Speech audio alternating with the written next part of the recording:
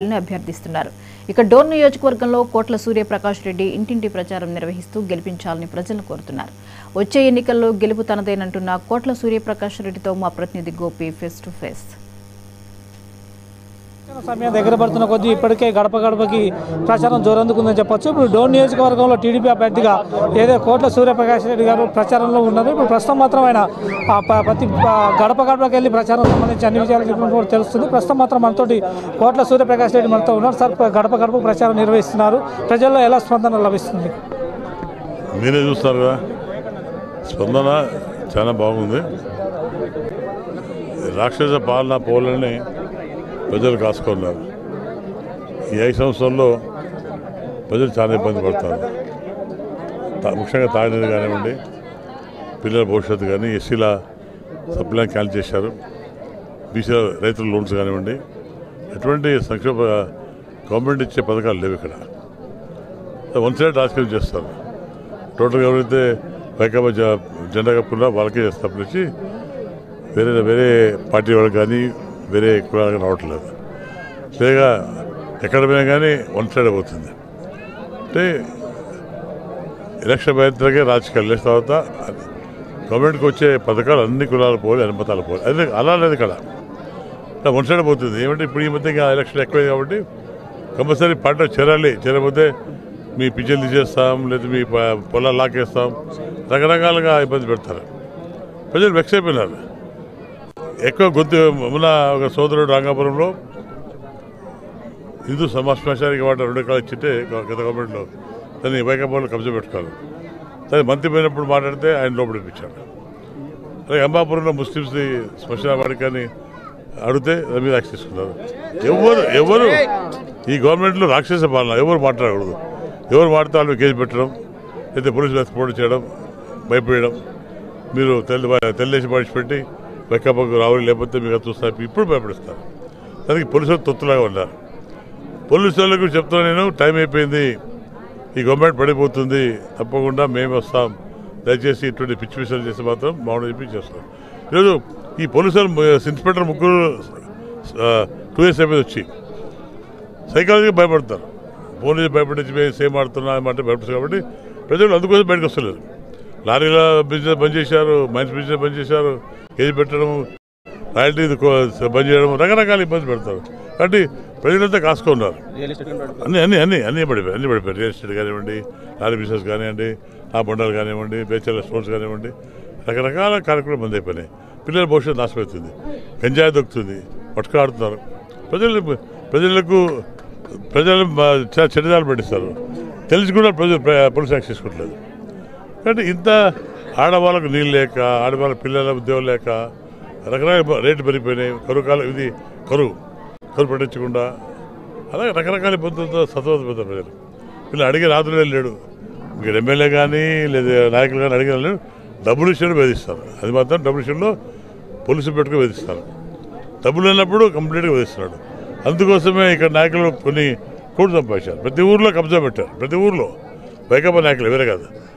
ఇంత దుర్మార్గ పాలన చూడలేపి ఆ మహిళలు పెద్ద ఎత్తున తీసుకుంటే దానికి నిదర్శనంగా ప్రజలు తెలుగుదేశం పార్టీని స్పందిస్తారు. ఎప్పుడప్పుడు అదేగా చంద్రబాబు నాయుడు విజన్ మనిషి. చంద్రబాబు గత 202 చెప్పి హెల్మెట్ బ్రహ్మాండంగా డెవలప్ చేశాడు. అక్కడ ఉద్యోగాలు బ్రహ్మాండంగా వచ్చాయి. ఇక్కడ మనకు క్యాపిటల్ లేదు, మనకు ఉద్యోగాలు లేవు, మనం ఎట్లా బతకాలనక ప్రజల్లో ఒక భావన వచ్చి ఏర్పడింది. ఎక్కడ పోవాలి, మా పిల్లలు ఎక్కడ పోవాలి, మా భవిష్యత్తుకి భావన పడుతుంది. కాబట్టి క్యాపిటల్ లేదు, ఇంత హెల్మెట్ పోతుంది. మీరు విజయవాడ పనికి లేదు, విజయవాడ వైజాగ్ తెలియదు. ప్రజలతో కనిపిస్తున్నారు. పిల్లల భవిష్యత్తు ఏంటి, పిల్లలు ఎక్కడ చదువుకోవాలి, చదువుకున్నా పాస్ అయితే ఉద్యోగం ఎక్కడ కావాలి, ఉద్యోగ పరిస్థితి లేదు, ఇండస్ట్రీస్ లేదు, ఆర్థిక పరిస్థితి భద్రమైపోయింది, అన్ని బయట పెండింగ్ ఉన్నాయి. అంటే ఇవన్నీ ఆలోచించుకుంటే ప్రజలు తప్పకుండా టీడీపీ రావాలి, చంద్రబాబు వస్తే తప్ప ఈ ప్రాంత సమస్యలు, రాష్ట్ర సమస్యలు కంప్లీట్గా కంట్రోల్ కావు. భవిష్యత్తు దెబ్బతి ఉద్దేశంతోనే పెద్ద ఎత్తున ఆడవాళ్ళగా వాళ్ళ అక్రమైన పొదుపుల సంఘాలు కానివ్వండి, కొంత కూడా వాళ్ళ వడ్డీ రేటు కానివ్వండి, అమ్మఒడి ఇప్పుడు మేము తీవ్ర కింద అమ్మఒడి దగ్గర 3 ఇస్తున్నాం, వాళ్ళు 1 ఇస్తారు. రైతులకు మేము 20,000 ఇస్తున్నాం, వాళ్ళు 16 ఇస్తారు. మేము గ్యాస్ 3 సిలిండర్ ఫ్రీ ఇస్తున్నాం. అలాగే పెళ్లి గారి పిల్లలకు 15,000 ఇస్తున్నాం.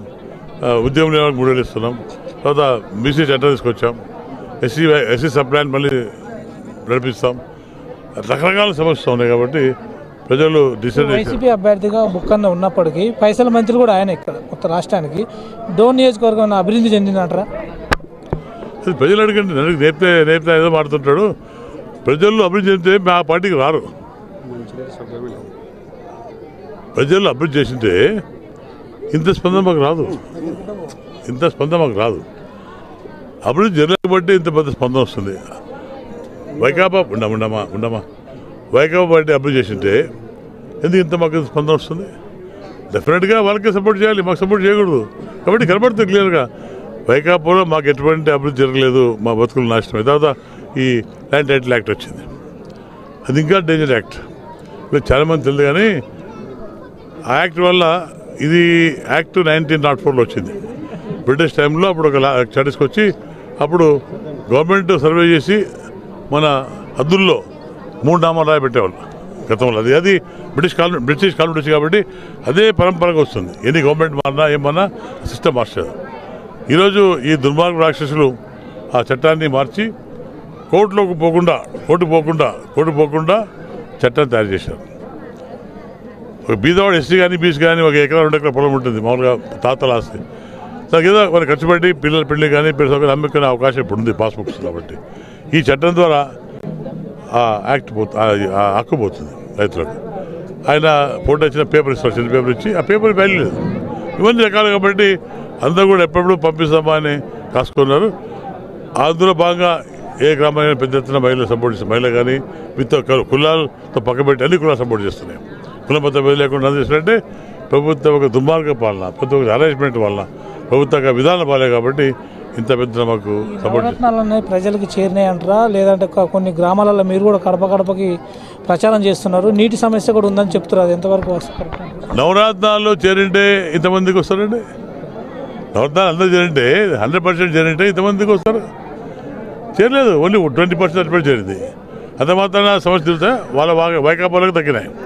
వేరే మన తెలుగుదేశం అంటే తీసేస్తారు, తెలుగుదేశం బియ్యం కార్డు తీసేస్తారు, రకరకాల సమస్యలు ఉన్నాయి. నవరత్నాలు 25% ఎక్స్పెక్ట్ చేశారు. ఆ నవరత్నాలు పెట్టుకునే నా కలగంటాడు నేను గెలుస్తారు.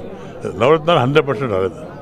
20% 30% తప్పించి ఎస్సీలకు సబ్సిడీ తీసేస్తారు, బీసీ రక్షణ లేదు, ముస్లిమ్స్ రక్షణ లేదు. మేము ముస్లిమ్స్కు మేమంతా నీళ్ళు రంజాన్ రోజు పాలు మజ్జిగ ఇస్తే మేము కేసు పెట్టారు. అంటే ఒక మతానికి సంబంధించి మేమే ప్రార్థన చేసి ఎండలు వెళ్ళిపోతుంది మజ్జిగ ఇస్తే కూడా తప్ప మాకు కేసు పెట్టారు. ఫస్ట్ టైం నా పేరు పెట్టారు. అంటే ఒక మతానికి ఒక పండుగ చేసుకొస్తుంటే వాళ్ళకి మేము నీళ్ళు ఇచ్చి తప్పనిచ్చి వాళ్ళకేం డబ్బులు లేదు, లక్ష కూడా ఇవ్వలేదు. అదే ముగ్గురమల్లి ఆయన ముస్లిమ్స్ ఇఫ్తార్లో ఆయన దండ వేసి ఆయన నా పార్టీ సపోర్ట్ అడిగి అర్థమైంది కేసు పెట్టలేదు.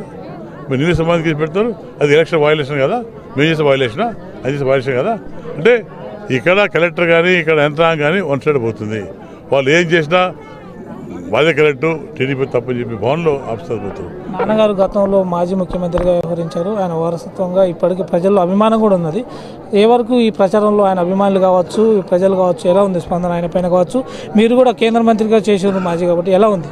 ఇప్పుడు యాక్చువల్గా మొదట వేరే పార్టీ లేవు, ఫస్ట్ ఒకటే కాంగ్రెస్ పార్టీ. 78 తర్వాత 82 తర్వాత చెల్లిపోయాయి. అంతకుముందు కాంగ్రెస్ కమ్యూనిస్ట్ నుంచి అంత ఒకటే వర్గం ఉండేది. అప్పుడు 82 తర్వాత 78 తర్వాత చీలిపోయినప్పుడు అప్పుడు కాంగ్రెస్ వర్గాలు ఏర్పడాయి. 82లో చంద్రబాబు పార్టీ పెట్టాక వర్గాలు చీలిపోయినాయి. కానీ ఎంత కూడా కాంగ్రెస్ వాళ్ళే. ఈరోజు ఏం బెనిఫిట్ పొందినా, ఏ గ్రామాల బెనిఫిట్ పొందినా కాంగ్రెస్ వాళ్ళే బెనిఫిట్ పొందాయి. కానీ ఇప్పుడు మన బైకాపా వచ్చింది ఇవ్వచ్చు కాబట్టి మళ్ళీ ఇప్పుడు అందరికి తెలివి వచ్చింది. ఈ బైకాపా రాక్షసి పోల ఉద్దేశం మళ్ళీ ఒకటే అన్ని కూడా. అందుకోసం ఈరోజు మేము బీజేపీ, జనసేన, ఎంపీఆర్పీస్ కలిసి ఆయన ఓడగొట్టడానికి ప్లాన్ ఉన్నాం. ఇదే ఎలక్షన్లో సపోర్ట్ పడితే డెఫినెట్గా మళ్ళీ ఆయన ముఖ్యమంత్రి అయ్యాడు. అలా కాకుండా మోదీ కూడా నిన్న హోమ్ మినిస్టర్ చెప్పాడు, మీ దౌర్జన్య పరిపాలన బాగాలేదు, అరాచకమైపోయింది, డబ్బులు దోసుకుంటారు, మిమ్మల్ని జైలు పంపని చెప్పి స్వయాన హోమ్ మినిస్టర్ మాట్లాడు. ఎంతమంది సపోర్ట్ చేశాడు. వాళ్ళు సపోర్ట్ చేసి కాబట్టి 3,440 సార్లు కోర్టుకు వెళ్ళలేదు. ఇక దగ్గరికి వచ్చింది తప్పది. అట్లా ఓడిపోతారు. డోన్ నియోజక ప్రజలకి మీరు ఏం చెప్పబోతున్నారు మీరు గెలిస్తే?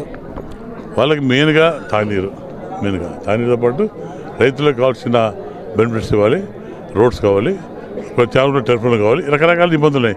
అన్నీ తీర్చలేము కానీ అంటే తీరుస్తాం స్లోగా, ప్రియారిటీ బట్టి. ప్రియారిటీ నీళ్లు, ఉద్యోగాలు, సెల్ ఫోన్ టవర్స్, అలా దాని ఇంపార్టెంట్ బట్టి ఎస్సీ లోన్స్ కానీ మైనారిటీ వాళ్ళకు సాధికారాలు కానీ లేకపోతే కమ్యూనిటీ హాల్స్ కానీ ఎస్సీలకు కానీ వాళ్ళకి కానీ బీసీలకు కానీ రకరకాల సమస్యలు దాంట్లో పీరియడ్ పెట్టి తప్పకుండా మా గవర్నమెంట్ అన్ని క్లియర్ చేస్తాం. మెయిన్గా చెరువులు నింపుతాం.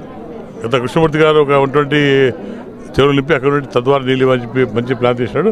అది మేము కంప్లీట్ చేస్తాం. దానికి మన గుండెలు పూర్తి చేసి అక్కడ నుండి నీళ్లు పంపు చేసే ప్రయత్నం తప్ప చేస్తాం. అది ఆల్రెడీ చేసాం. మేము జీడి నుండి 60 కోట్లు పెట్టి డెవలప్ టాంక్ నీళ్ళు ఇచ్చాం. కాబట్టి అదేవిధంగా కొంచెం మరి ఎక్కువ 200 కోట్లు పెడితే అన్ని గ్రామాలు నీళ్ళు పోతాయి. దాంతోపాటు చెరువులు చిన్న ట్యాంక్స్ పెట్టుకొని అక్కడ అంటే ఇరిగేషన్ కూడా 20 times పెద్ద వాటర్. కాబట్టి దాని నుండి మనము దాదాపు 2-3 లక్షల నీళ్ళు పండించుకోవచ్చు. నీళ్ళు తాగినీళ్ళు కాక ఈరోజు ఈ మంత్రి స్టేట్మెంట్ ఇచ్చినాడు, చెరువులు నింపినా 30 చెరువులు నింపలేదు. ట్రయల్ రన్ చెరువు నింపలేదు. ట్రయల్ కింద 1.2 teams వాడాడు. టీమ్ అందరినీ వాళ్ళు 24 teams బయటకు వెళ్ళిపోయింది. అంటే ఇంట్రెస్ట్ లేదు. రైతులు కాపాడాలి, రైతులు నీళ్ళు ఇంట్రెస్ట్ లేదు. వీళ్ళకు 1.2 teams వాడి 24 teams ఎలా పోతుందండి? మన కోట 6 teams, అది కూడా లేదు. అంటే కర్నూలు అప్పుడు కర్నూలు కోట 6 teams, మన ఇప్పుడు కొంచెం ఎక్కువైంది. 24 teams వాళ్ళకే మన దాంట్లో 1.2 teams వాడుకున్నాం. మనం తగ్గిన వాటర్ తగ్గ పోయింది. కాబట్టి అక్కడ మనతో అక్కడ వైకాపా నాయకులు ఎంతో ఇంట్రెస్ట్ చూపించారు రైతుల మీద. అక్కడ అంతపూర్ చాలా దుర్భిక్ష. ఈరోజు అందినవన్నీ సస్యశ్యామలు అయిపోయింది. పెద్ద హార్టికల్చర్ పెరిగింది, రకరకాల అభివృద్ధిలో పోయారు. మనం మాత్రం ఎక్కడికి అదే డిఫరెన్స్. ఇక్కడ రాజకీయ నాయకులకు రైతు మీద ఇంట్రెస్ట్ లేదు, అక్కడ రాజకీయ ఇంట్రెస్ట్ ఉంది. కాబట్టి 24 teams తీసుకెళ్ళి అక్కడ ప్రాంతాన్ని కాపాడంటే అది వాళ్ళ రైతు మీద ప్రేమ. అంటే ఇక్కడ నాయకులు లేదు, ముఖ్యమంత్రి లేదు. కాబట్టి సపోర్ట్ మనమే నష్టపోతున్నాం. కాబట్టి మంచిగా రావాలంటే ల్యాండ్ టైటిల్ యాక్ట్ చాలా డేంజర్. అది ల్యాండ్ టైటిల్ యాక్ట్ దాన్ని ఈయన గెలిపిస్తే మళ్ళీ పొడలు నాశపోయి ఎవరికి హక్కు ఉంటుంది, ఎవరికి క్లెయిమ్ చేసే అధికారం ఉండదు. ఎస్సీ కానీ, బీసీ కానీ, మైనారిటీస్ కానీ, ఫార్వర్డ్ క్యాస్ట్ కానీ అన్నీ పోతాయి. దీంతో పాటు మన బిజినెస్ కూడా కప్ చేసుకుంటారు, ఫ్యాక్టరీస్ అన్నీ పోతాయి. కాబట్టి ఇండస్ట్రీస్ రావు. ఈ రాష్ట్ర పరిమాణం అవుతాయి. చంద్రబాబు నాయుడు విజనరీ మ్యాన్ కాబట్టి అలాగే చెప్పాడు. 2040 విజన్ పెట్టాడు. విజన్లో కూడా డెఫినెట్గా విజయవాడ డెఫినెట్ డెవలప్ అవుతుంది, ఆర్థిక పరిస్థితి పెరిగిపోతుంది, ఉద్యోగాలు ఇక్కడికి వచ్చి మన స్టూడెంట్స్ కూడా బయటకు పోకుండా ఆంధ్రప్రదేశ్లో ఉద్యోగాలు చేసే అవకాశం ఉందని ప్రజలకు బాగున్నది. తప్పకుండా ప్రజలు పెద్ద ఎత్తున సైకిల్ గెలిపిస్తారు. ఇక్కడ ఎంపీ కానీ, ఎమ్మెల్యే కానీ అన్ని చోట్ల గెలిపించి గవర్నమెంట్ మేము form చేయబోతాం. It is proofed. Employees మొత్తం సెలెక్ట్ చేశారు.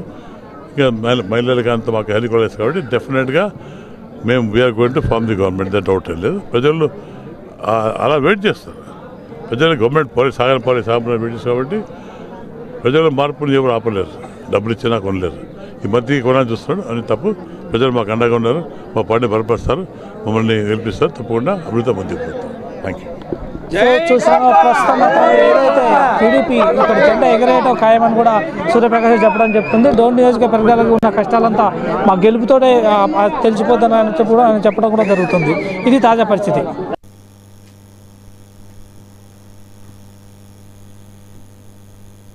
పశ్చిమ గోదావరి జిల్లా భీమవరం మండలం పెద్దగరువు గ్రామంలో జనసేన, టీడీపీ, బీజేపీ